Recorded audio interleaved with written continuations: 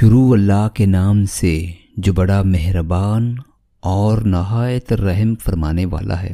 سیدنا ابو درداء رضی اللہ تعالیٰ عنہ سے روایت ہے، وہ کہتے ہیں کہ میں دمشق میں پودے لگا رہا تھا، میرے پاس ایک آدمی کا گزر ہوا۔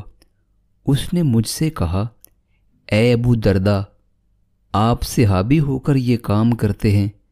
میں نے کہا، مجھ پر اعتراض کرنے میں جلد بازی مت کرو، میں نے رسول اللہ صلی اللہ علیہ وآلہ وسلم کو یہ فرماتے ہوئے سنا ہے، جو انسان پودا لگاتا ہے پھر اس میں سے جو آدمی بلکہ اللہ تعالیٰ کی کوئی مخلوق جو کچھ کھاتی ہے اس کے لیے وہ صدقہ ہوتا ہے۔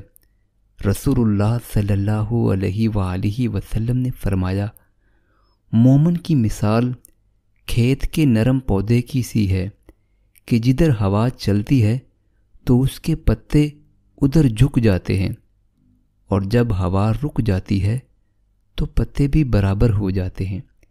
اسی طرح مومن آزمائشوں میں بچایا جاتا ہے، لیکن کافر کی مثال صنوبر کے سخت درخت جیسی ہے کہ ایک حالت پر کھڑا رہتا ہے یہاں تک کہ اللہ جب چاہتا ہے اسے اکھاڑ دیتا ہے۔